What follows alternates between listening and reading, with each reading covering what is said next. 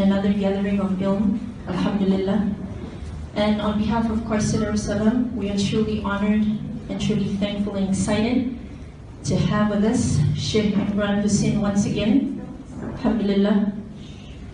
Shaikh Imran, as we know, is an awesome Islamic scholar, an author and a philosopher, specializing, of course, in Islamic eschatology and economics, world politics, modern socio-economic and also political issues.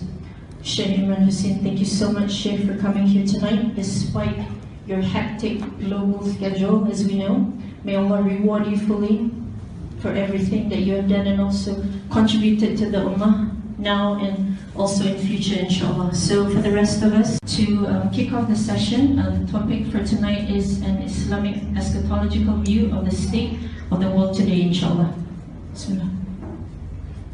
Alhamdulillah wa kafa.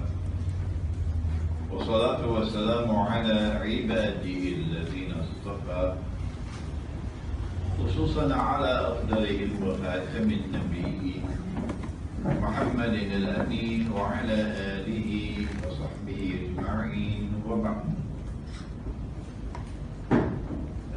Our sister Anita and the management and staff of Kaysar Darus Salam Academy here in Damansara, in Kuala Lumpur, Malaysia. Assalamu alaikum wa rahmatullahi wa barakatuh. And in no branch of knowledge is it more essential for us to become critical thinkers than in eschatology. You have to bring together a versatile scholarship in politics, in international politics, in economics, in international economics, in monetary economics, in law, a versatile scholarship in sociology, in psychology, a versatile scholarship in history, in the philosophy of history, a versatile scholarship in scriptures, and in the methodology for the study of scripture, the Qur'an, the Torah, the Zurur, and so on. And in addition to all of that, you've got to have something more. And you have to work for it. You've got to clean the glass of the lamp, which is in the heart. You've got to clean it. You've got to polish it. And then you've got to work. You can't sit down and expect that you're going to reap. You got to plant in order to reap. You got to work. You got to show metal. You got to show a backbone made of steel. You got to show courage. And then Allah will give you oil. So the lamp will have oil in it. And when the oil is there and the lamp's glass is clean, then one day the flame will be lit. They can't get it in Washington. All the think tanks that they have in London, they cannot penetrate the Qur'an. But if Allah blesses you to do so, then as events unfold in the world, and the critical mind, illumined with nur from Allah, now attempts to study, and now attempts to connect the dots. The angels couldn't do it. When Allah said to them, come on, tell me. They said, we have no knowledge. No, because they could not connect the dots. And then Allah gave it to Adam alayhi salam, connecting the dots of history insofar as our eschatology is concerned. And then Allah said to Adam alayhi salam, come on, explain to them. And then He explained to them. This is the historical process. And this is how we connect the dots of history. So we know what's coming at the end. It's not easy at all. And we pray that Allah may answer our dua, that that He will bless the efforts of all those who now turn to the Qur'an sincerely. Most people don't have time for the Qur'an. The shopping mall takes up so much time. Yeah. Shopping is, a world of its own, shopping. And then, of course, there's all the traffic jam and so on. And so many things to occupy our time. We don't have time for the Qur'an anymore. Well, if you do not plant, you're not going to reap. وَأَلَيْسَ لِلْإِنسَانِ إِلَّا مَا سَعَى. And don't expect to plant for only one day of the week and expect to reap at the weekend. No. A lifetime of work before Allah says, okay, this servant has done the work, and then the door is open for knowledge. What is our eschatological view of the world today? That depends upon where we are located in the historical process. The historical process for us is one in which the establishment of a state with government and rule of law, in which Allah's law would be supreme, and that law came down to Nabi Musa alayhi salam. Moses, the Torah. More than anywhere else, it's the Torah, the law. Where that law will be supreme, that is at the heart of the historical process. When he said to the angels, I'm going to place on earth one who will be Khalifa. And they said, oh, are you going to place on earth this institution of Khilafah, which is going to cause so much fasad and so much bloodshed?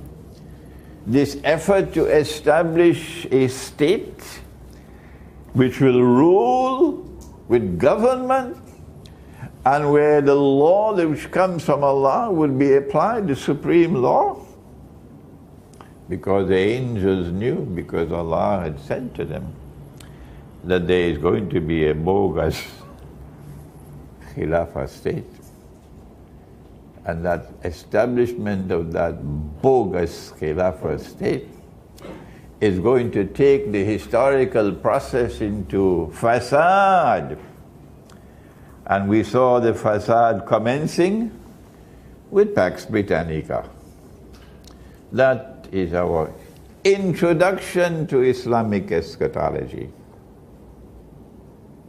We identify Pax Britannica in a particular context.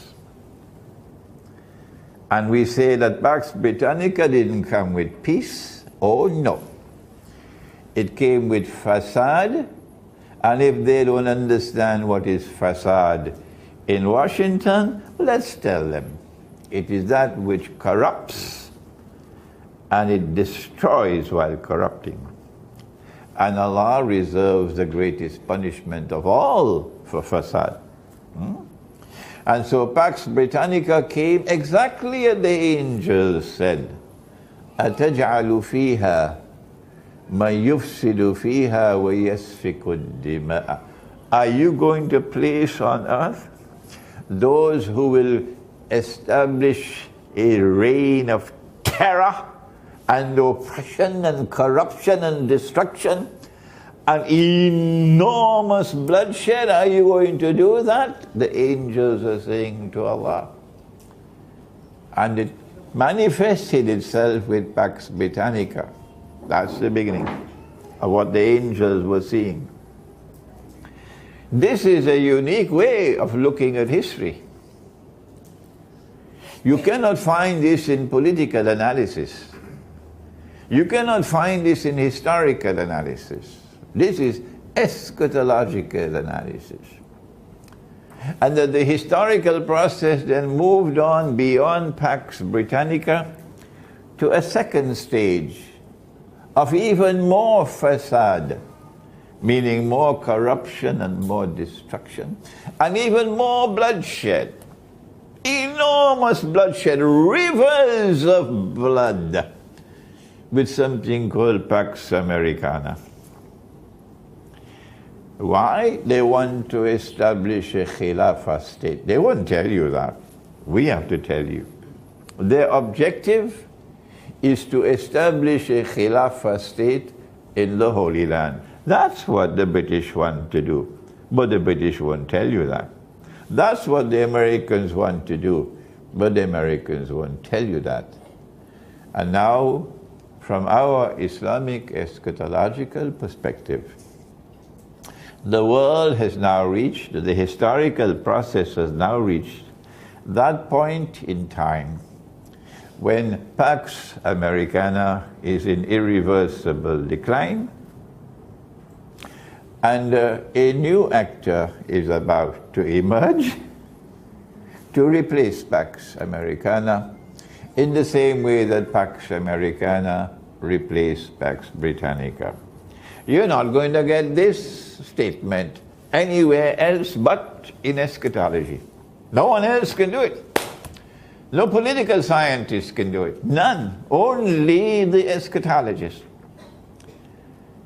And we know that in order for Pax Britannica to come into being, they had to wage endless wars at the point of a bloody sword. Oppression upon oppression upon oppression. Wickedness upon wickedness upon wickedness. While yet dressed up in black suits and bow ties and shirts and asking us to believe that they are the chosen of the Lord God. That they are a superior race of people. And they were created to civilize the rest of us. To teach us, for example, how to eat. That civilized people don't eat with their hands and fingers. A civilized person uses cutlery already. That civilized people don't dress except the way they dress. And we are supposed to follow their way of life. And we are supposed to become carbon copies of them. And you are only educated when you have graduated from Oxford and Cambridge. Now you are educated. But if you have a degree from a Pakistani institution, that's nowhere. It doesn't belong anywhere. This is Pax Britannica. The arrogance of a people claiming a birthright of superiority over the rest of mankind. The arrogance of such a people. It reminds us of a gentleman, no, should I call him gentleman? Who said, when Allah asked him, Iblis, why did you not submit? Why did you not make sajda when I ordered you to do so before Adam alayhi salam? And he responded and he said, I was born superior. I have a birthright of superiority over him. Exactly what a gentleman called Pax Britannica is saying. It's arrogance. And there is no place for arrogance in heaven. So get out to Iblis. Out you go. This arrogance was then taken to a higher level in Pax Americana. And now we are waiting to see the big war which is to come, which is necessary for the transition from Pax Americana to the third and last stage. How do I come to this conclusion that there will be only three stages in this drama for the establishment of a bogus khilafah. And khilafah meaning the state in which God's law is supreme, where Allah's authority is supreme, where government is based on truth, and truth does not come from CNN, truth comes from Allah.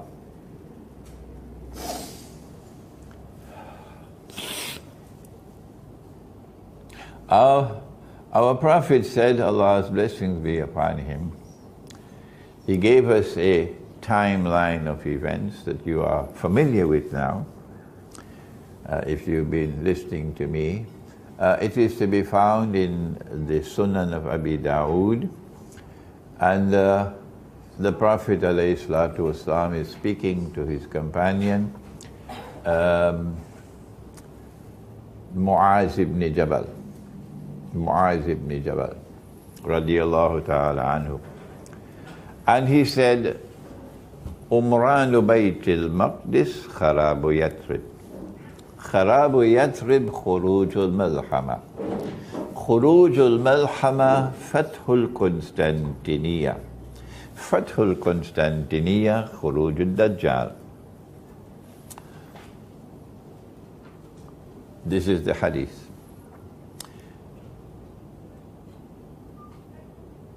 Umranu Baytil Maqdis. Baytul Maqdis is Jerusalem. Umranu Baytul Maqdis, when Jerusalem is built up, or when Jerusalem is flourishing, or when Jerusalem is at the center stage of history, occupying a prominent position in the world. At that time, look to Medina, Madinatul Munawwara. And when you see that Medina is kharab, broken, it occupies no status at all. It is nothing, nowhere. Or it is, I don't know whether the Malay language has an expression like this, it is in a state of forlorn desolation. Come on, tell me in Malay. Come on. You do speak the Malay language, don't you? Come on, forlorn desolation. Huh? Tarbiyah. Okay. Tarbiyah. Tabah ho gaya. It's broken up. Then when Medina is in that state, it has no status at all in the world. None. Just a tourist curiosity for Muslims who want to go, that's all. Then at that time, the next event that's going to occur is the Malhama. And it's going to be the biggest war that the world has ever known. How do we know that? Because our Prophet said that 99 out of every 100 who fight in that war will be killed. So there's never been a war like that in history. It'll be the unique war. It cannot be a conventional war, because conventional warfare does not kill 99% of combatants. So it has to be a war which will use weapons of mass destruction. What are these weapons? We know about nuclear weapons, we don't know about the rest, which is still secret. When this war takes place, this is the Malhama, 99% of all combatants will be killed. Those who have faith in their heart don't mind to die for the sake of truth. But those who are only fighting for a US green card, that's all. We are in the army to get a job. We are fighting in the US Army to get promotion, to get skills. We are not here to fight for truth. Oh no! They don't want to die. For them, there's bad news. When they listen to this lecture, there's going to be terror in their hearts. Because they look, who is this man named Muhammad? Tell us something about him. Because this is looking dangerous now. Because what this man is saying is that In this war, they're going to be weapons of mass destruction, and they're going to kill 99% of combatants. If this man, Muhammad, Allah's blessings be upon him, is speaking the truth, we are in the wrong place at the wrong time to be in the US Army. So there are those who will come to the war unafraid to die. No. And there are others who will come into this war with terror in their hearts. That's where we are today. The war will take place anytime. It can start anytime. When will it start? I don't know. But over the last 2 years, I've had no less than 8 dreams. 8 dreams of nuclear war. And I'm constantly getting emails from people around the world who are saying the same thing. And not only dreams, political analysts, military analysts are all saying the same thing. We are moving towards World War III, they call it. The Christians call it Armageddon. In Islam, it's known as the Malhama, meaning a war like no war has ever been, and no war will ever be again. The Malhama. That's where we are today. Where will this war take place? We have for the first time, and I have to thank Kaisar Darussalam Academy, that Imran Hosein for the first time is using technology. Wonderful, wonderful. I'm so happy. Kaisar Darussalam in Damansara. Thank you. We have a screen there. The Qur'an is a wonderful book for history. Allah speaks in the Qur'an about a traveler who traveled to the 2 ends of the land. The Jews wanted to know whether this man in Arabia, a man named Muhammad alayhi salatu wasalam, who says he's a prophet, does he know about it? A traveler who traveled to the 2 ends of the land. Ask him about it, because only a prophet will know the answer. And Allah sent down the answer in Surah Al-Kahf. And He says, وَيَسْأَلُونَكَ عَنْ ذِي الْقَرْنَيْنِ. They question thee about Zulqarnain, someone who will impact on history twice. Qarni can mean horn, it can mean an age. But the Qur'an has never used the word qarn to mean a horn, never. So Zulqarnain is someone who will impact on history twice. He's also someone who has faith in Allah. And he's someone who is empowered by Allah with power. And that power is such that he can pursue any effort he chooses to pursue. So be careful, huh? Be careful, huh? If you're in the US Armed Forces, you better listen carefully. While still there is time. He travels in the direction of the setting of the sun until he comes to a body of water. And the Qur'an describes it as Aynun Hamiyah, a body of water which is dark and murky. Dark and murky. And then he travels in the direction of the rising of the sun to the end of the land. And there, of course, will be another body of water. And then he travels in a third direction, which takes him to a pass between 2 mountain ranges. And there in that pass, he comes across Gog and Magog. And only a prophet of Allah would know about Gog and Magog. I can assure you, government of Malaysia doesn't know about Gog and Magog. Security Council of the United Nations cannot tell you about Gog and Magog. No. It's the Quran. Gog and Magog are human beings.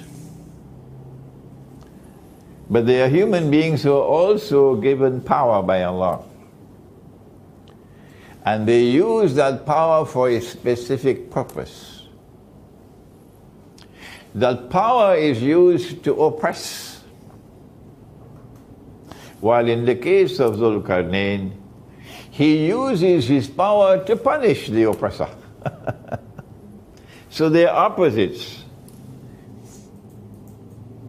The people in that area turned to Zulkarnain and asked him, can you protect us from these evil people, Gog and Magog, who are so powerful and use their power to oppress? And he built a barrier with iron, blocks of iron. And he then said, when Allah chooses, Allah is going to bring down the barrier. When the barrier is brought down, then Gog and Magog will be released.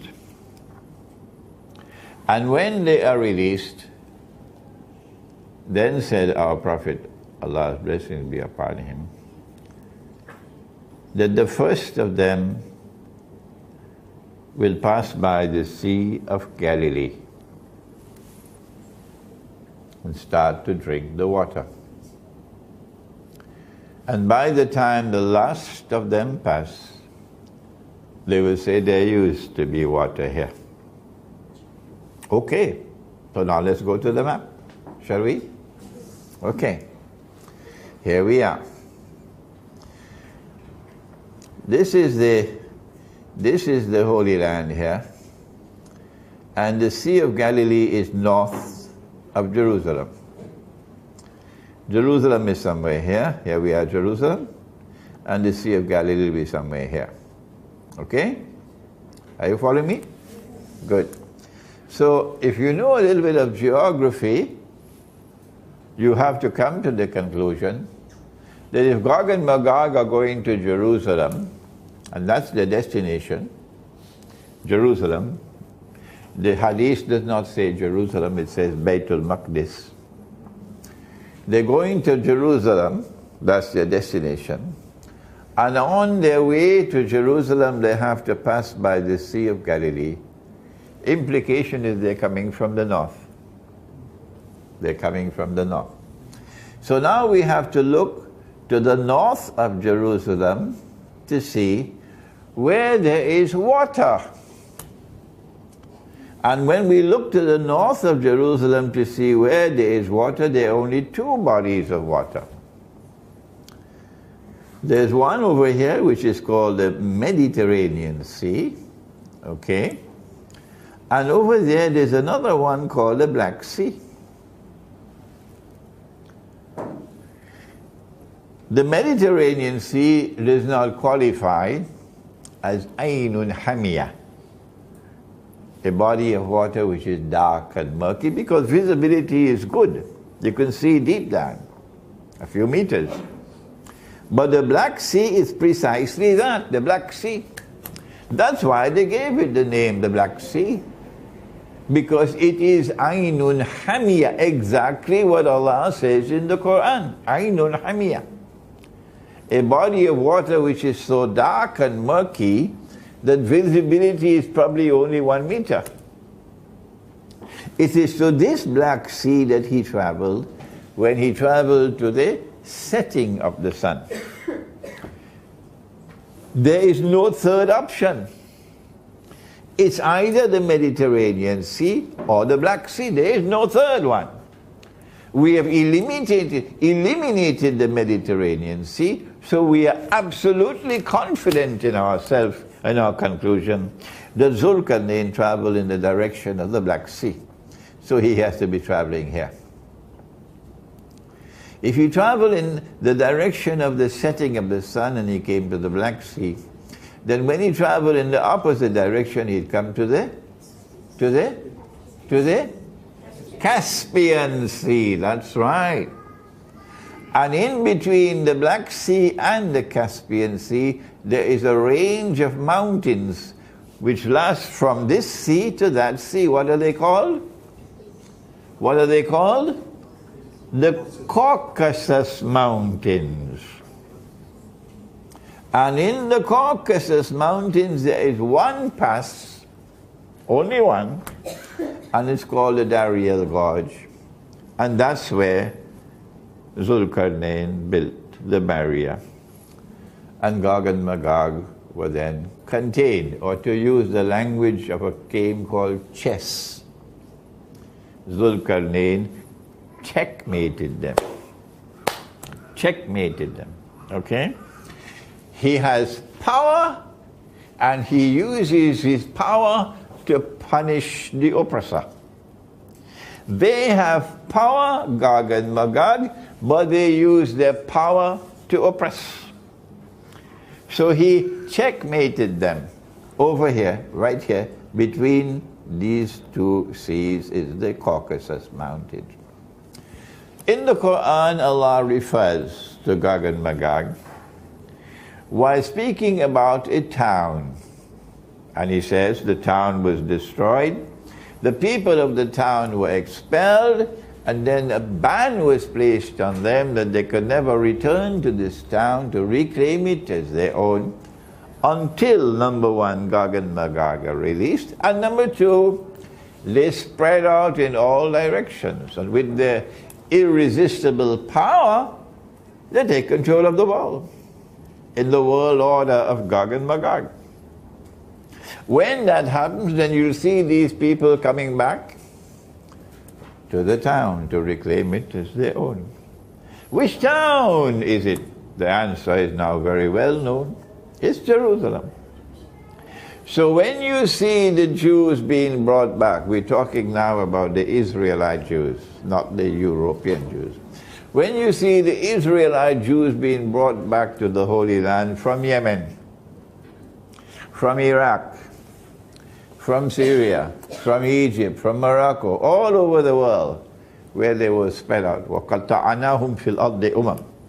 And you see them being brought back to the Holy Land to reclaim it as their own. And you see a state of Israel being restored in the Holy Land. And you see that state of Israel rising to become a ruling state in the world. Then you must know it's Gog and Magog. It's Gog and Magog who is doing it. Okay? So now we have a very clear picture before us here. The first of them will leave this area when they are released, and they will start moving to this area. And they will pass by the Sea of Galilee and start to drink the water. So when you see the water level in the Sea of Galilee going down lower and lower and lower and lower, you know that a lot of them have already passed. And by the time the Sea of Galilee dries up and there is no more water, they have all left the north and they have reached to the Holy Land. Where are we now?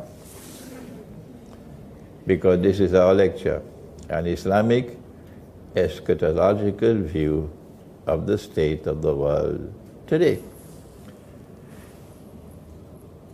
Answer? Just look at the Sea of Galilee and you'd know.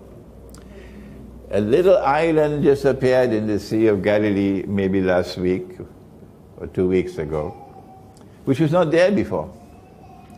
The Sea of Galilee is going down. It is in irreversible decline. It's just a matter of time now before it dries up. Indicating that most of Gog and Magog have already come this way. Now comes a new analysis that I have never given before, because knowledge comes to me every day. Little bit, yeah.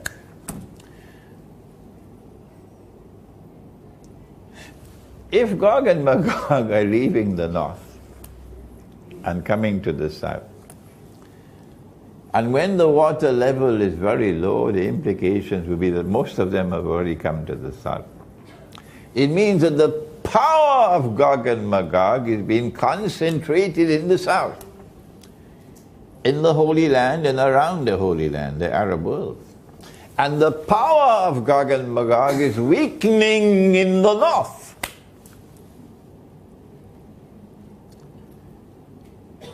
And so a window of opportunity now exists. And when the war takes place, the Prophet said, alayhi salatu wassalam, that the event which will follow the Malhama is the conquest of Constantinople. Once there is a conquest of Constantinople, the implication would be that Gog and Magog have suffered a significant military defeat. In other words, the backbone of Gog and Magog is breaking in the north, while it is still strong in the south, in the Arab world. The Arabs are going to be destroyed, said the Prophet ﷺ.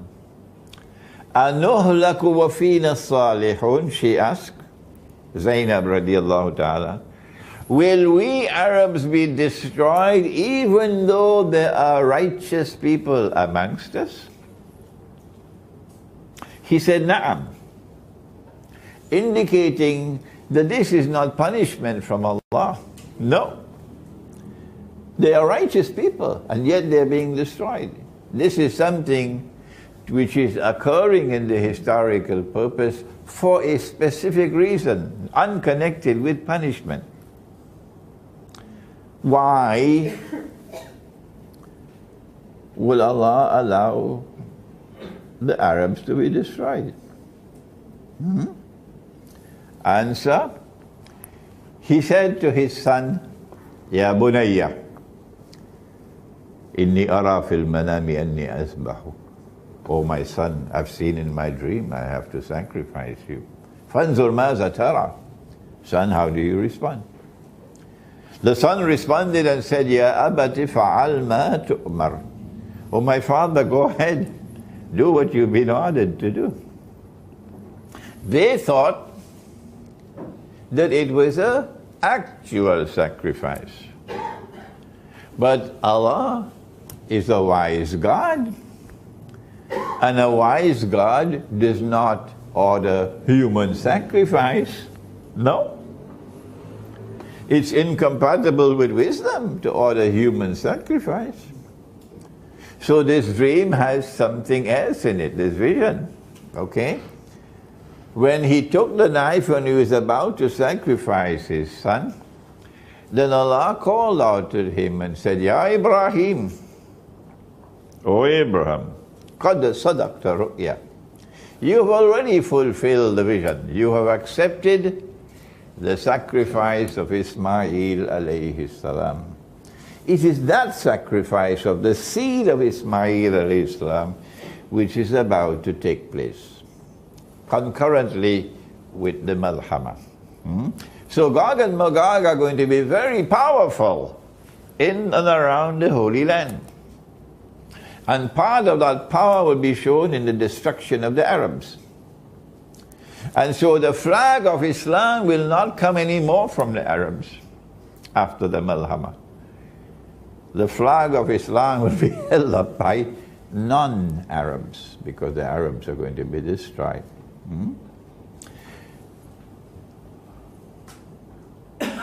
If you look at the Black Sea,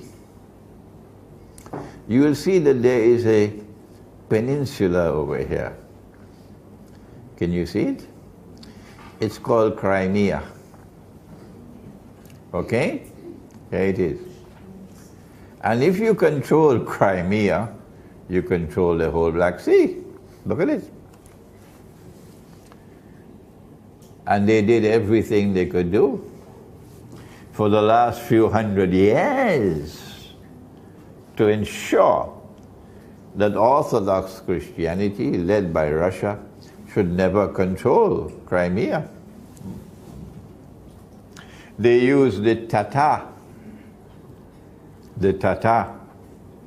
to control Crimea, and the Tatar were slave raiders. They may listen to me and get annoyed with me, but the facts are there.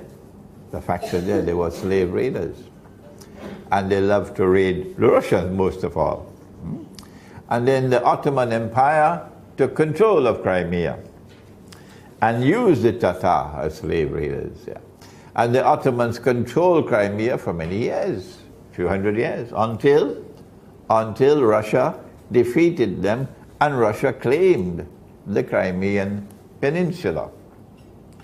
When Russia took control of the Crimean Peninsula, Britain and France and Europe could not take that. No. They did everything they could possibly do until finally they had to wage war on Russia to deny Russia Crimea.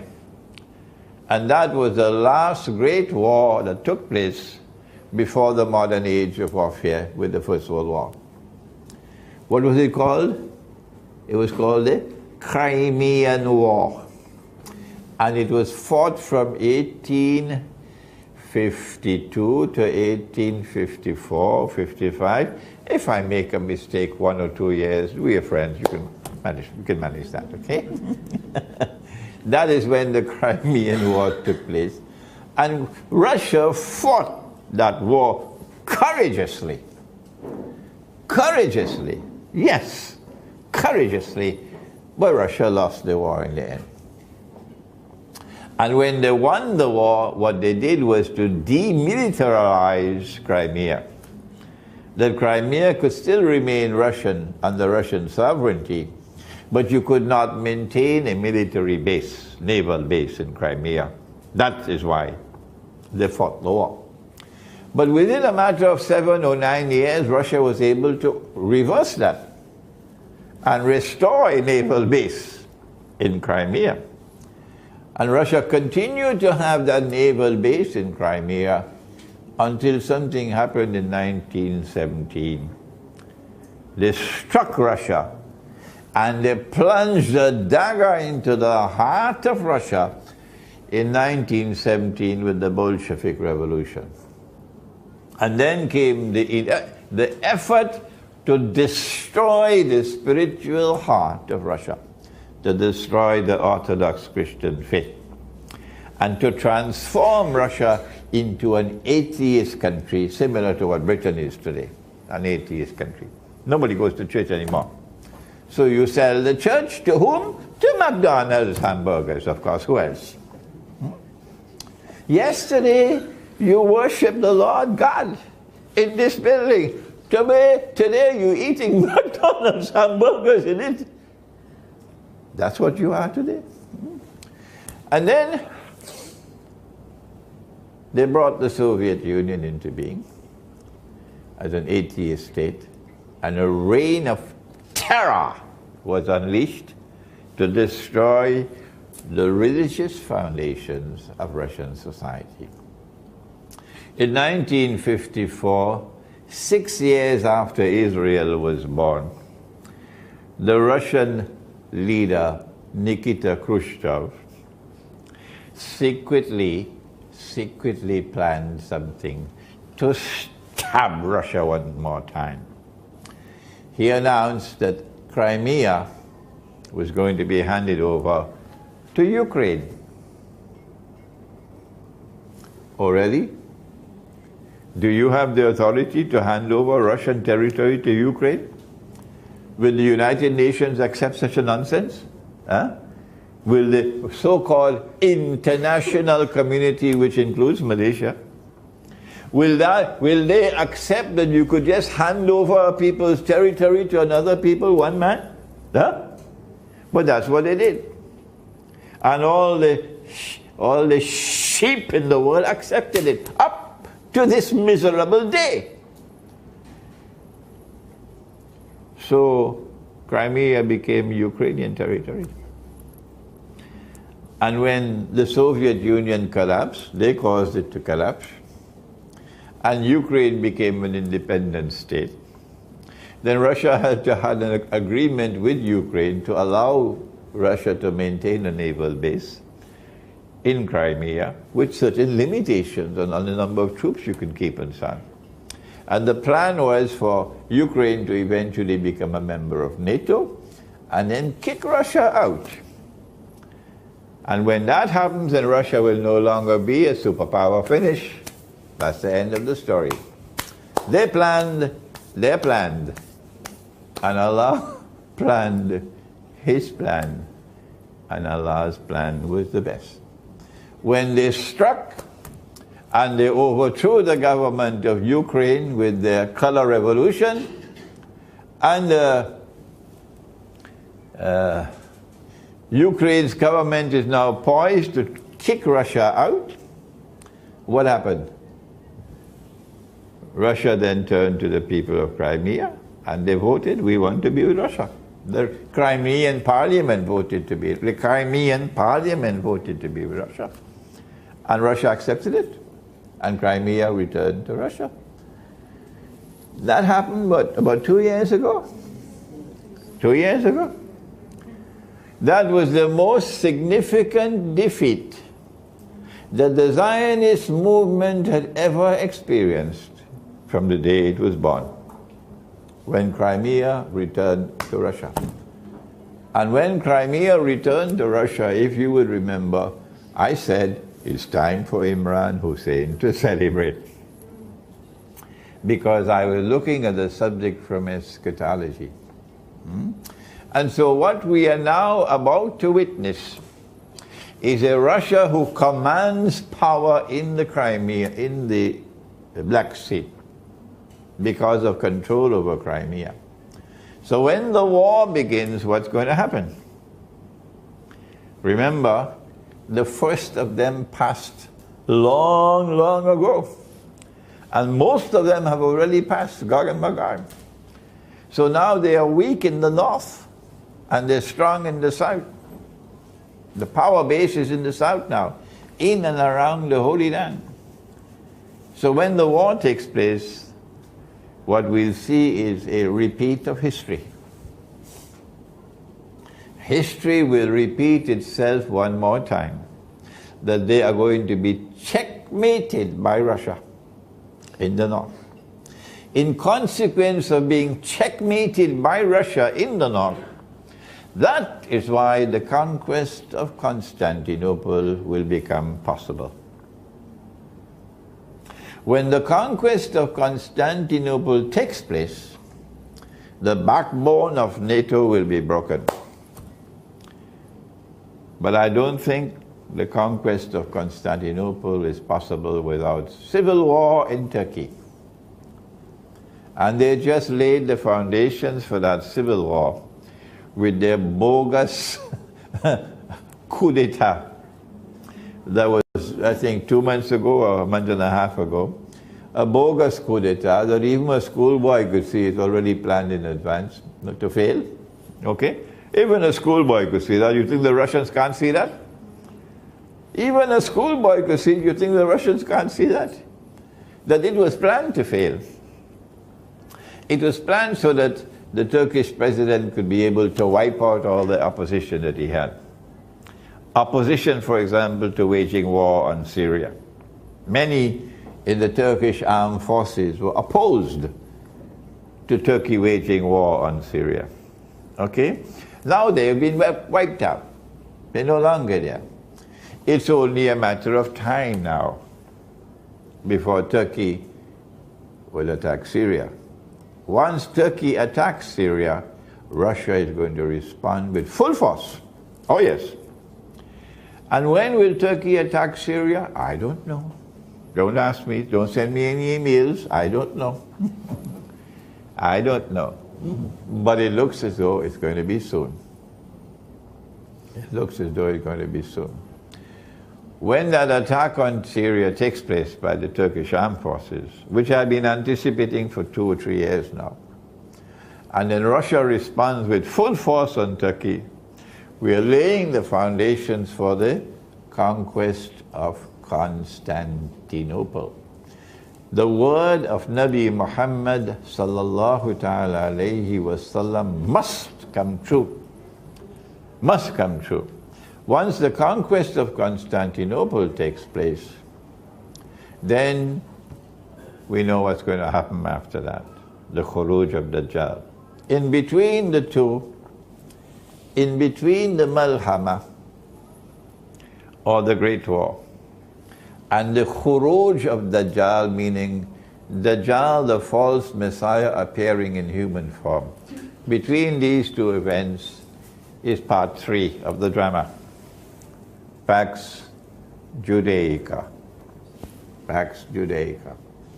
And in Pax Judaica we know already, if that, the first stage there was that monetary system with the British pound, and in this stage there was that monetary system with the US dollar, that in stage 3 you must have a new monetary system.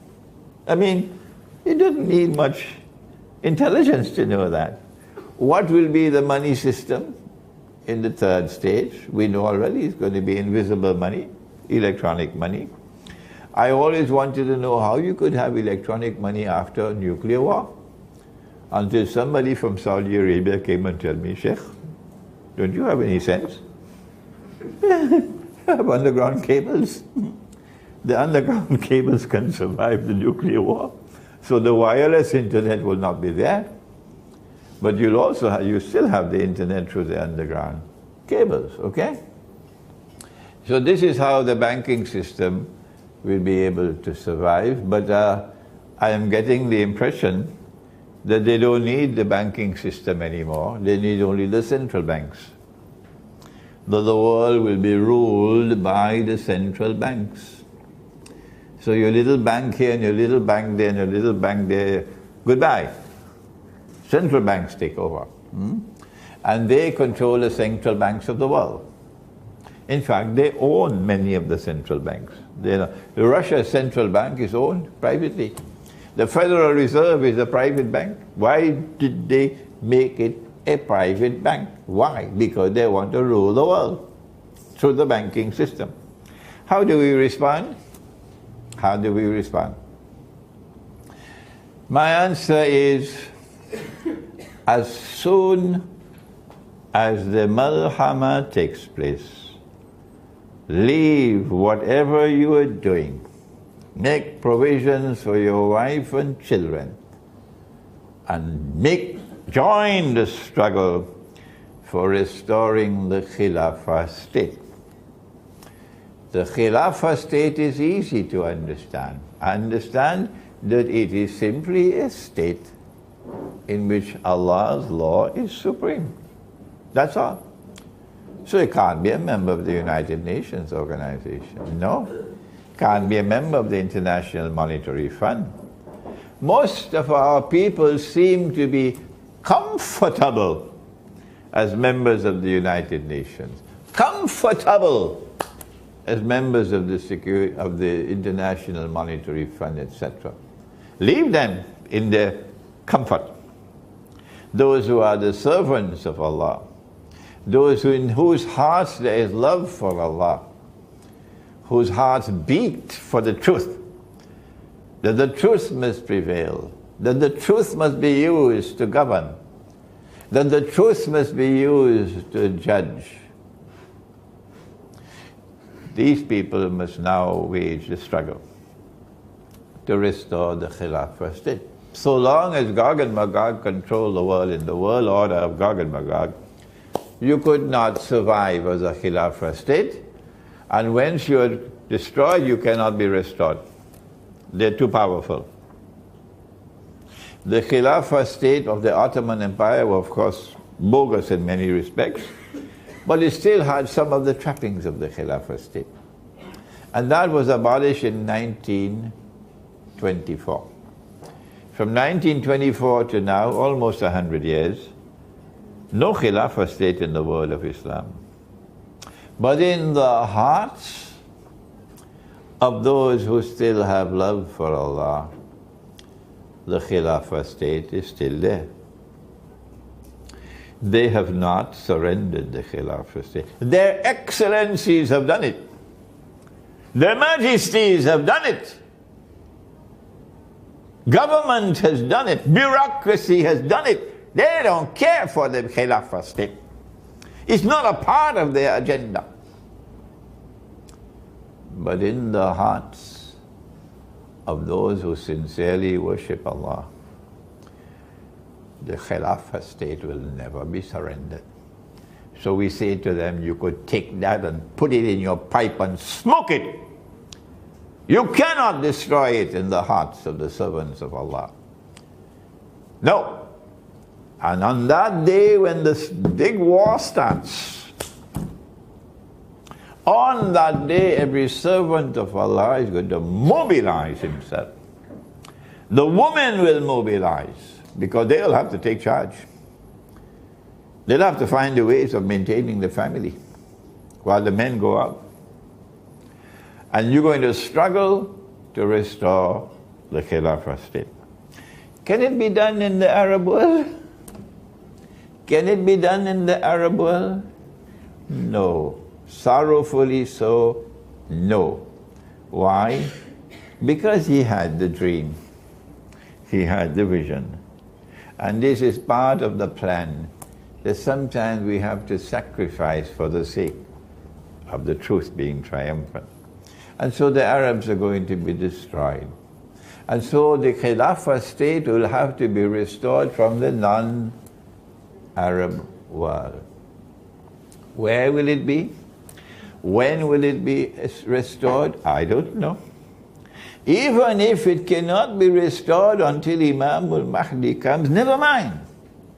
Never mind.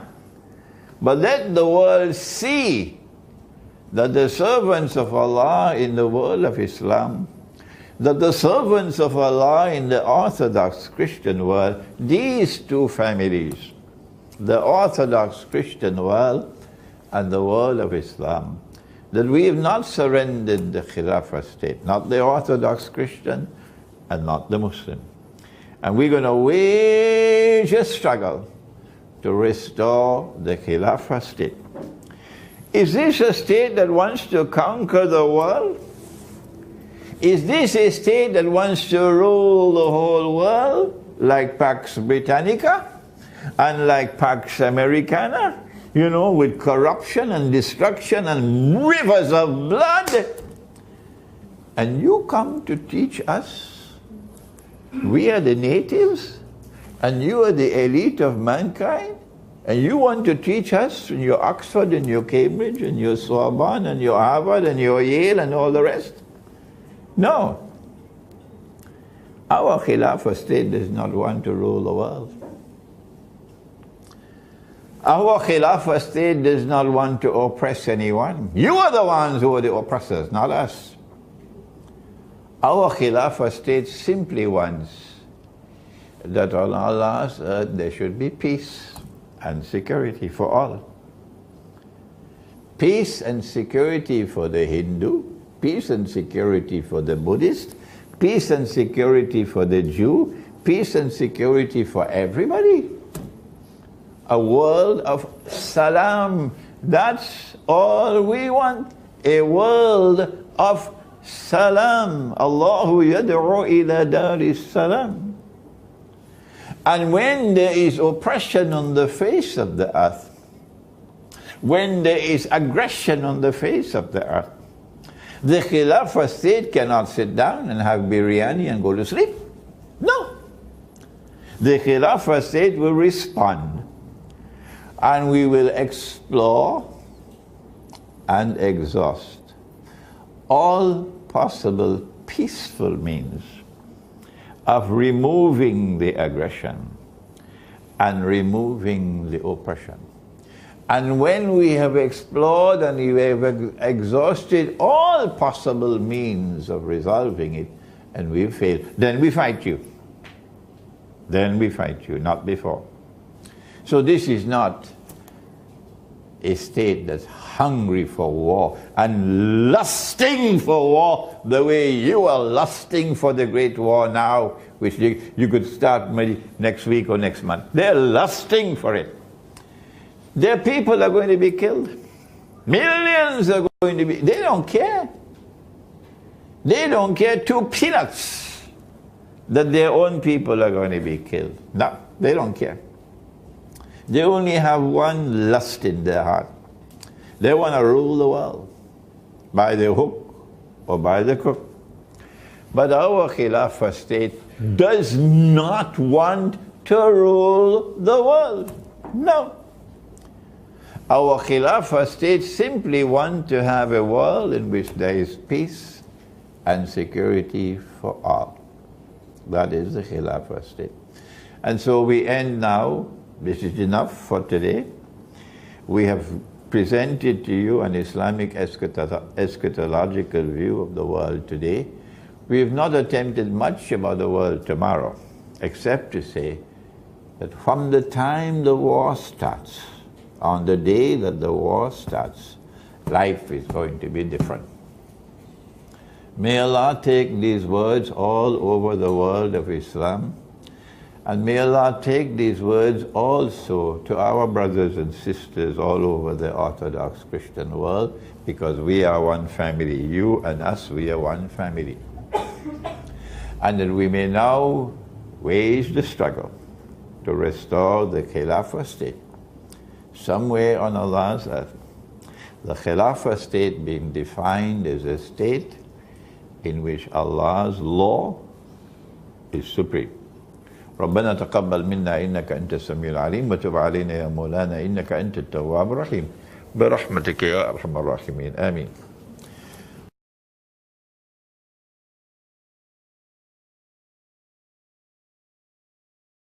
Thank you very much, Shaikh Imran Hosein, for your insights and view. Okay, we would like to open for questions and answers. If you have any. Anybody? Nuruddin, can you get me a copy of methodology, please?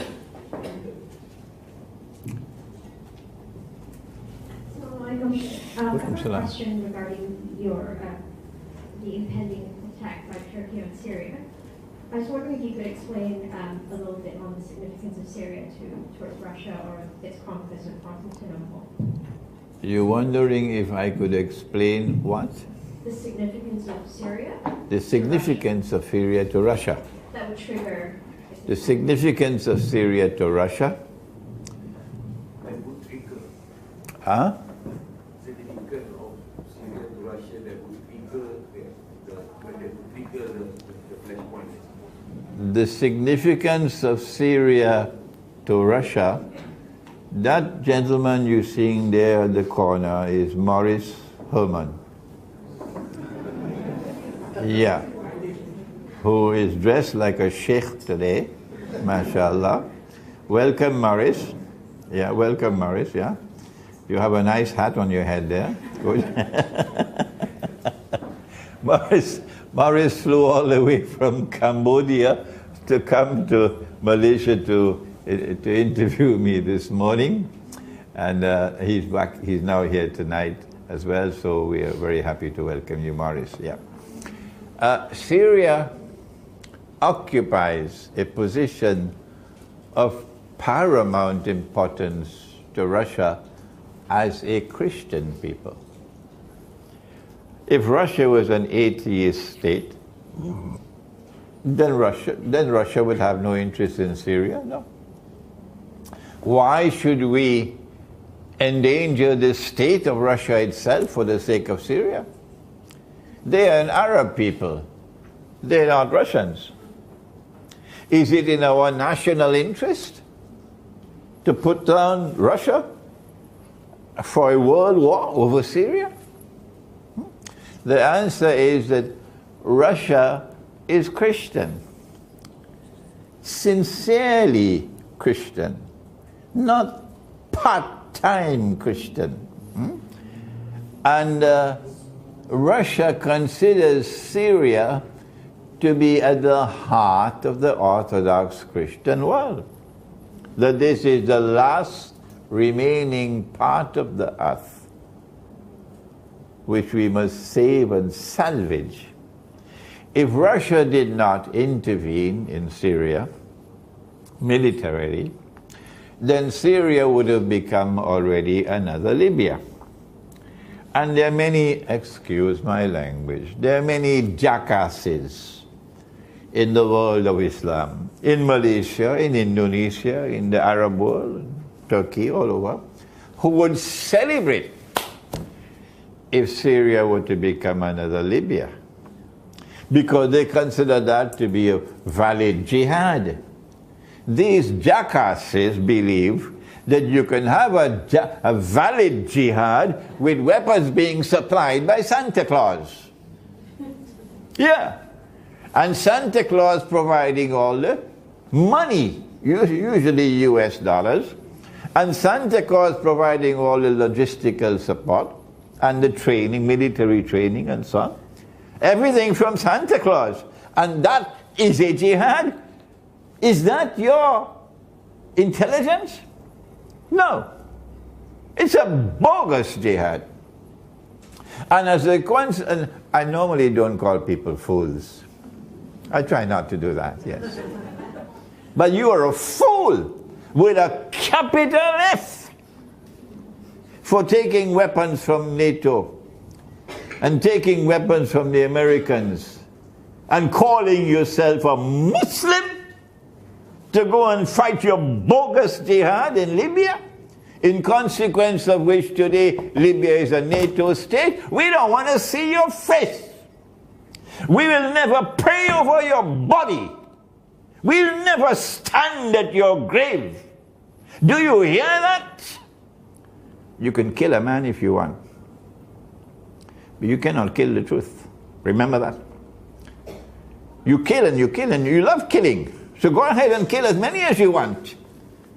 But we're telling you, you cannot kill the truth.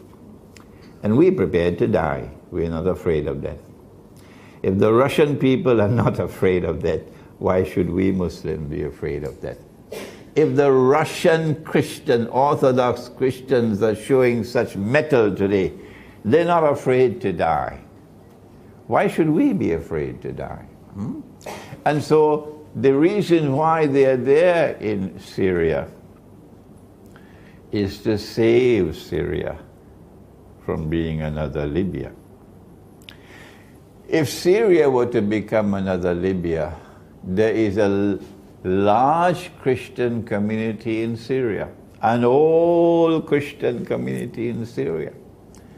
And these Christians in Syria, some of them are Western Christians, but many of them are Orthodox. I think these bloody, bloodthirsty Dajjal's warriors waging their bogus jihad would have slaughtered every Christian in Syria if they had succeeded.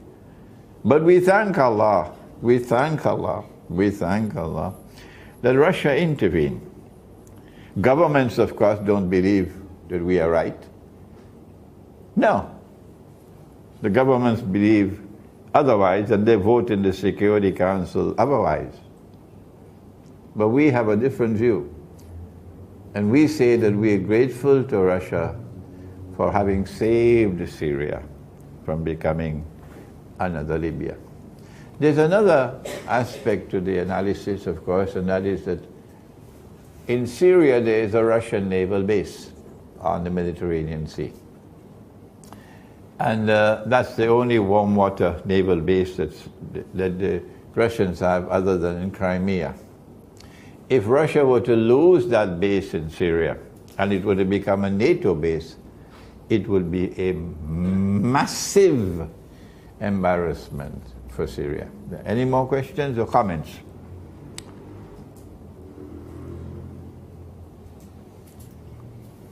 Oh, you haven't had dinner yet, okay. Yes.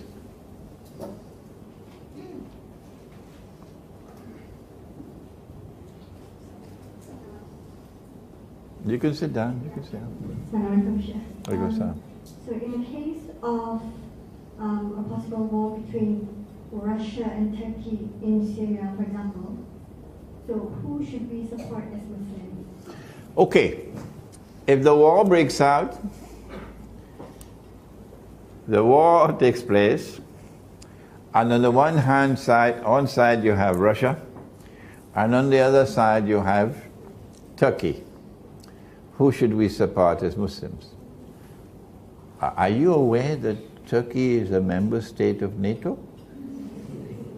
Are you aware of that? Are you aware that Allah has prohibited that in the Qur'an? Prohibited that in the Qur'an? Yes? Or you don't know? Oh, let me tell you that. Allah speaks in the Qur'an about two kinds of Christians. He says about one of the Christians that they're going to become the closest in love and affection for you Muslims. And he gives us ample means by which we can identify them as the Orthodox Christians. But then he speaks about another kind of Christian in the Qur'an. And he says, لا بعد أعوذ بالله من الشيطان الرجيم يا أيها الذين آمنوا لا تتخذوا اليهود والنصارى أولياء بعضهم أولياء بعض. Meaning, and this is why I need you to read this book. This is my latest book, Methodology for Study of the Qur'an.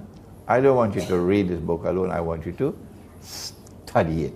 Study it, okay?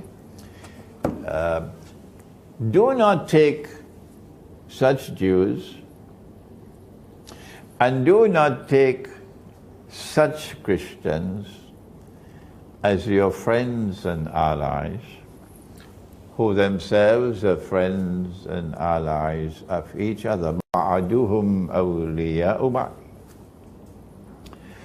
And if any of you turn to them with friendship and alliance, as Turkey has done, not the Turkish people, Turkish government, you now belong to them, you've left us. You've now belonged to them, you've left us. So who should you support? Turkey has joined NATO. Turkey is a part of NATO. NATO is the military arm of a Jewish-Christian alliance in Europe. European society, Western civilization. The Qur'an is speaking about that, prohibiting you. So we cannot support Turkey, which no longer is a part of us. It's joined them. Okay? Whereas Russia is standing up to the oppressor, resisting the oppressor. And NATO is the oppressor. In a war between the oppressor and the one who is resisting the oppressor, if a Muslim stands aside and says, I am not involved in this, what kind of Islam is that? You're supposed to support the victims of oppression.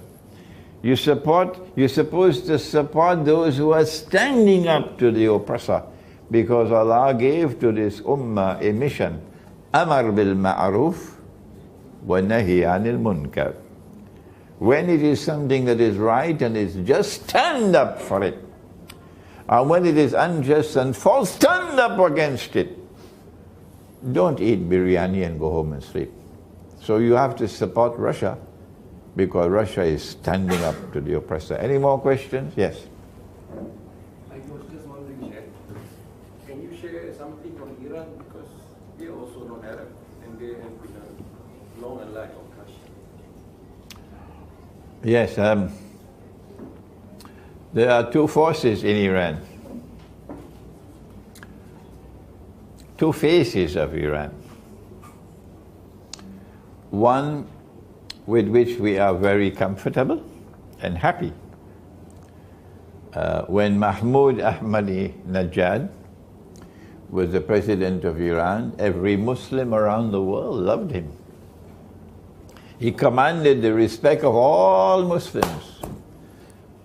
A simple man. When I met him, here is a chair for the man who is former president. He should sit support there, and we have other chairs, and we just a group of about 15, 20 people. He didn't sit on the chair for the head. He came and sat on another chair. And he's wearing a leather jacket, you know, like when you go on a motorbike to go. That's how he was dressed. A man of utmost simplicity, a very lovable person, Mahmoud Ahmadinejad. So long as he was in charge of Iran, they couldn't make a deal with him. They could never make a deal with him. Okay? That's the face of Iran we love. And there are many in Iran whose hearts beat for that age that is now gone. I don't want to say anything more. Any more questions? Yeah.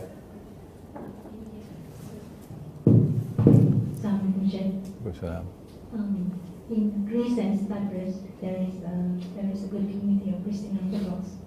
There is even a monastery in Islam. So, do you see any significance to the Christian Orthodox community in that part of the world? I have understood at all. Maybe leave the microphone. Yeah. There is a community of. There is. A strong winty. What's a winty? A strong community. Okay. There's a strong. No, leave the microphone. Yeah. Strong community. There's a strong community of Christian of Orthodox Christians. Where? In Greece. In Greece. And Cyprus. And in Cyprus. They even have a monastery in Mesologi.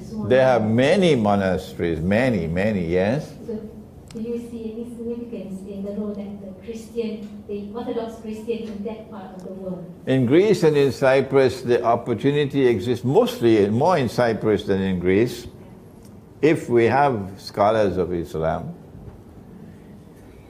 to reach out for fraternizing with the Orthodox Christians. And I'm happy to recognize that Sheikh Nazim's Naqshbandi, the Naqshbandi silsila of the Sufis, are doing that in Cyprus. I got the evidence and I commend them for that, yes. Nobody else is doing it. Reach out to the Orthodox Christians, build friendship and fraternity and solidarity with them in Cyprus, and that will send a message to Greece and to other parts of the Orthodox Christian world. And this is a time when we ought to be doing it. Yes. Any more questions or comments? Yeah.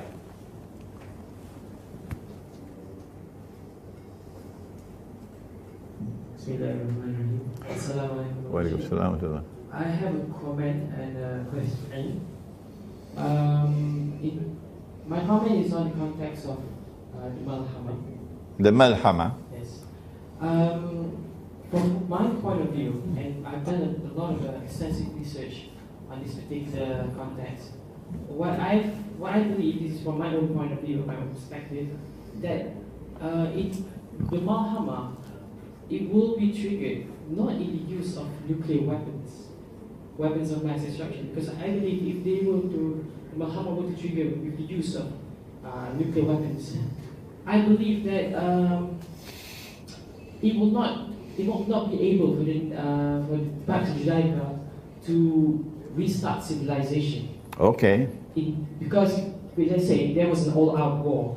A nuclear fallout with that all-out war with Russia and America itself will be enough to destroy the whole world. The whole world. All life will be destroyed. Yeah, okay. Because just take one consideration, one nuclear weapon will be enough just to destroy Israel during that Malhama. Okay. But I believe, and I think that you might need to reconsider, that the Malhama will happen, and the weapon that they will be using will be cyber weapons. Okay.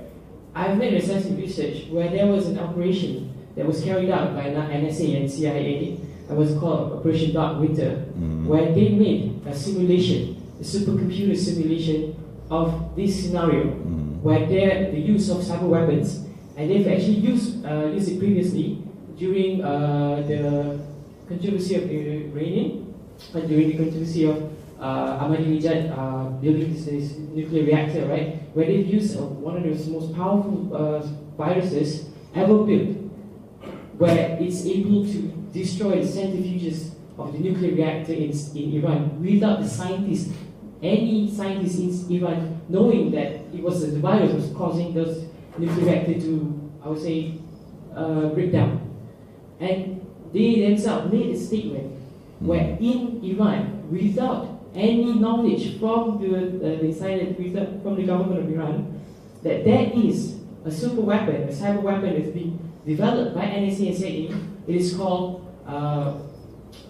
something called Zeus weapons as a cyber virus, where it's able to dismantle the entire nation, every critical infrastructure, even the military and telecommunication, without ever destroying it, but enough to invade the country without the country able to retaliate. Okay, will it create no sunshine?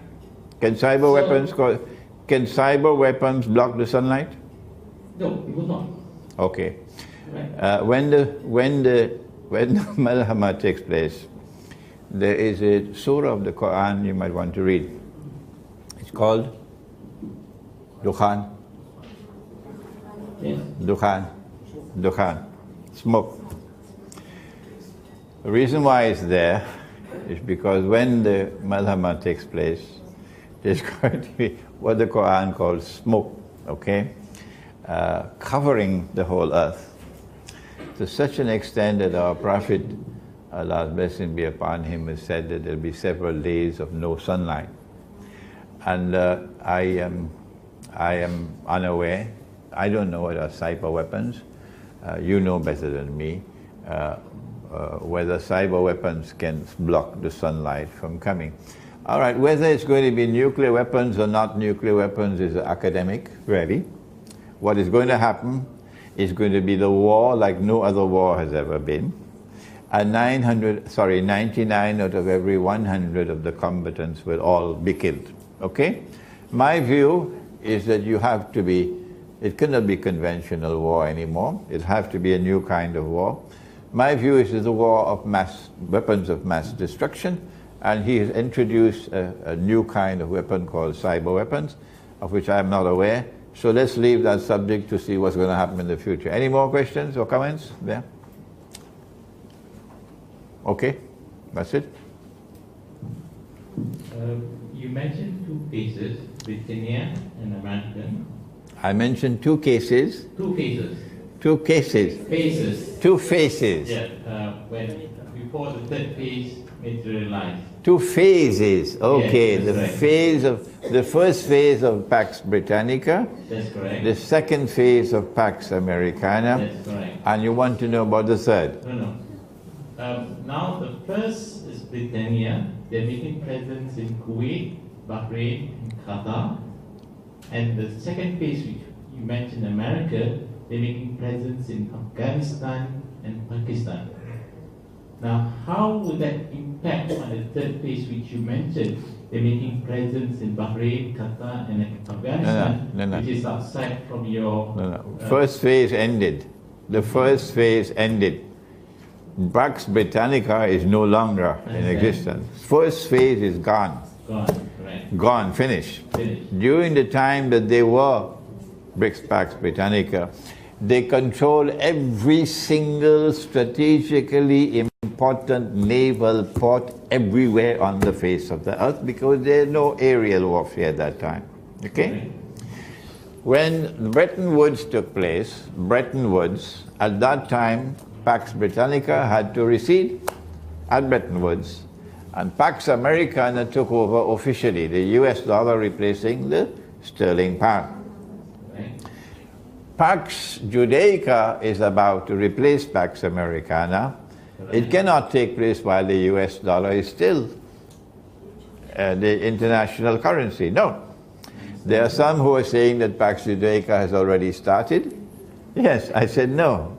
So long as the US dollar still continues to function as the international currency, Pax Americana has not as yet ended. I am not in a position to analyze concerning the location of military bases and so on. I'm not a military strategist, I'm an eschatologist. Correct. Well. So, since you mentioned that they're actually not, they're not in control, they're now moving to the third phase, why are they making presence back in that part of the world? And that part, that means what I'm trying to say is, if they're making presence, it's insignificant because they are no more in control. Or okay. Is it why are they surfacing these two boxes? You mentioned that I don't see two boxes. I see a concentration of the power of Gog and Magog in and around the Holy Land. That's what I said. In and around the Holy Land. Based on the hadith that the first of them would pass by the Sea of Galilee on their way to Jerusalem and start to drink the water. And by the time the last of them passed, they'll say there used to be water here. So the power profile of Gog and Magog is continuously declining at the north and continuously increasing in the south. So when the war takes place, the backbone will crack in the north. That's why you have the conquest of Constantinople possible. But their control of the south is such that the Arabs are going to be destroyed. Okay. Then, since you have mentioned that, can I say that the Afghanistan and Pakistan and that presence actually is just a diversion, whereby the main issue is actually that part of the world? The main issue is because people are diverted in that box. I'm not interested in boxes. The main issue is the Holy Land and around the Holy Land. That is the crux of the problem. I understand. The Arab world is at the heart of the subject, and the Arabs are going to be destroyed. Right. I said to you that as the concentration of the power of Gog and Magog is located in the Arab world, in and around the Holy Land, the periphery is becoming weaker for Gog and Magog. And it will be the non-Arabs who will have to struggle for the restoration of the Khilafah state. And that includes Afghanistan, that includes Pakistan. I simply don't understand your question, I'm sorry. Yes. Okay. Maybe I'll okay. Talking about the diversion. No, hold on. Okay, today, if I was not present in this session today, and I'm a reader out there who reads Times and wherever it is, I'm making assumption that the big wars will be Afghanistan and Pakistan and that part of the world, and not knowing the fact is that part of the area. This is what I'm trying to say. I mean, you are now diverted that the big war the big war is the Malhama. Okay. The Malhama is most likely going to start with a Turkish attack on Syria. I said that. But whenever I give an opinion, you know the rule. I don't know. The rule is don't accept my opinion unless you're convinced that I am correct, because I can make mistakes, okay? I don't trust the Turkish leadership at all, and I don't think the Russians trust the Turkish leadership as well. So I am expecting that the war will commence with a Turkish attack on Syria, but I can be wrong. The war will be fought in that terrain, north of Damascus, between Syria and Turkey. That's where the war will be fought. But the war will also be fought in the area of the Black Sea. Okay? And it will be a war between Russia and Turkey. But because Turkey is a member of NATO, it will be Russia versus NATO. China is not going to be standing aside of that war, so Russia will be supported by China. And Iran will be supporting Russia and China, I believe, because the military in Iran is not controlled by the president. The military is controlled by the supreme leader, Ayatollah Khamenei. And he has his heart in the right place, yes. Any more questions? Is this the last question? One more. Okay?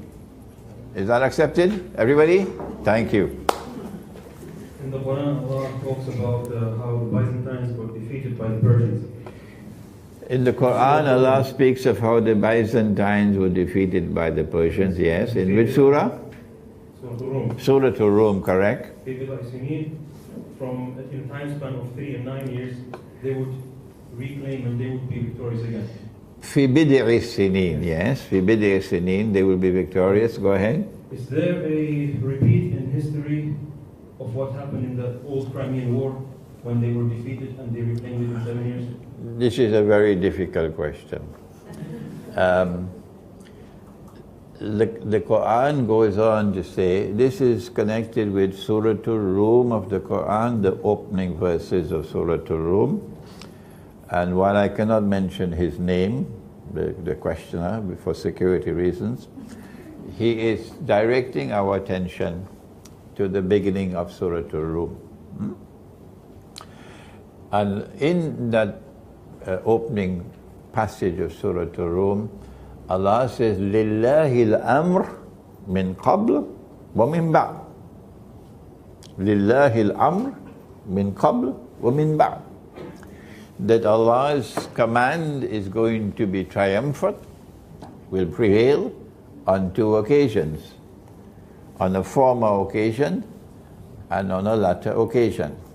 And it is quite possible, and Allah knows best, that the triumph of the Byzantine Empire over its rivals, which took place at that time, can then be repeated. Orthodox Christianity will again be triumphant with Allah's help on a subsequent occasion. This could be coming soon, yeah. One more question? The last one, eh? Oh no, we have two now. Yeah. Oh, wait a minute, you made a deal with me. Yes, I just want to ask about you mentioned about Naqshbandi in Cyprus. Yeah. So I was just wondering if they are actually practicing the correct Qur'an and Sunnah. Oh no, I am not going to speak about whether this group or that group or that group are good Muslims or not. I'm not walking down that road at all. If anybody does something right, even if his name is Nawaz Sharif, I would say it's right. Yes. And because the Naqshbandi, whether people like it or whether they don't, is irrelevant to me, absolutely irrelevant to me, your likes and your dislikes. If the Naqshbandi Sufis extend a hand of friendship to the Orthodox Christians in Syria to try to build friendship and reconciliation and alliance, it's time for me to say they're doing the right thing and you better follow them. Next question, please.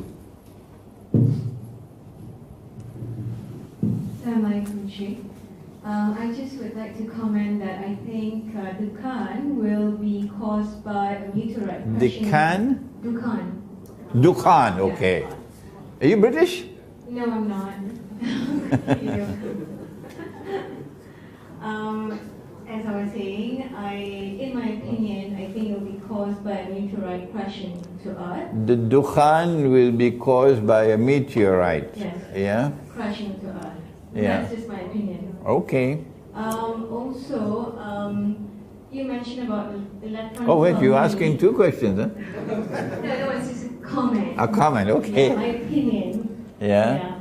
I'm just thinking, I need to understand because you mentioned we are going to go back into time, old times, where gold and silver will be used as the current money. How will that come about? Because we're now talking about the electronic money. Yeah. When the US dollar collapses, the balloon bursts, if you go to my YouTube channel, you'll find 3 lectures on money, just delivered in Sitapak. The first was what is money in the Qur'an and Sunnah. The second was what is money in the world today. And the third is entitled Beyond the Petrodollar, an Islamic response to the bogus monetary system. Okay? And in that lecture we said Israel cannot claim to be a Khilafah state unless Israel is using gold and silver as money. When that day comes that Israel brings back gold and silver as money, I hope I'm not alive. May Allah take me away from the world, because the shame and the disgrace will be too great for me, for my heart. My heart will burst. That these people have to bring back dinar and dirham, while our people were eating biryani and going home to sleep. The shame and the disgrace will be too great. So I ask in that lecture that all those who hear my lecture, go and ask your scholars of Islam, wherever you can meet them. Even if you can't meet them in person, you can send an email to them and ask them politely so. We don't see this money in the Qur'an and Sunnah, no. The money we are now using, is it halal or is it haram? And we don't want a private answer. We want an answer that we can publish. Okay? So you put some pressure on them. If they say we don't know, you can ask them, well, how long will you take? We want an answer. You can't remain silent forever. No. Okay? In the meantime, if it is possible to have money which is redeemable in gold, like Ahmad Sukarno attempted in Indonesia, that's why they overthrew him, that the Indonesian rupiah would have been redeemable in gold, that you could go take it to some office and collect your gold, redeemable in gold, then the Indonesian rupiah would have been halal. It's like a check. You can cash the check, okay? It's redeemable in gold. Perhaps if that can be done, then that would be a solution to the problem. However, they cannot allow anyone to succeed. Because if one country were to succeed, it will bring down the whole monetary system. So they will wage war to prevent you. That's why they attacked Libya. They wage war to ensure that you do not establish a monetary system in which your money is redeemable in gold and silver. Okay? We said that an alternative could also be where you establish markets in which you use actual gold and silver for buying and selling. We just had Eid al-Adha, Hari Raya Haji. And in Hari Raya Haji or Eid al-Adha, you have to buy animals to sacrifice. So I don't know what you use, whether you use ringgit or rupiah or whatever. I use dinar and dirham. Yes, I bought my animal with dinar and dirham. Yeah, and then we had the sacrifice. If we could encourage this is a micro response. Before the war takes place, okay, make sure you have at least 100 dirhams at home.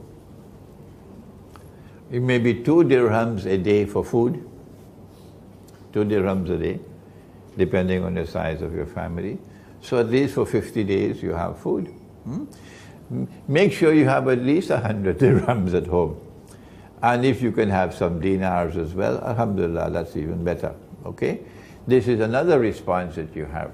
Finally, we said that one of the prophecies of Prophet Muhammad ﷺ is that in the end time, the earth will vomit from its liver columns of gold and silver. The likelihood is that this will take place in Indonesia. Yeah, because of the volcanoes of Indonesia, they call a ring of fire. And these volcanoes are all already producing gold in Java, okay? When that gold comes into the world, that gold can then be used to fight the monetary system. Yeah, I think that's enough for today. Please study this book. We're going to put on my website a comment section where you can write your comments on this book, and we'll put it on our website, inshallah. All right, thank you so much for all the questions and comments. Thank you very much, Shaikh Imran, for the session tonight. Okay, so for those who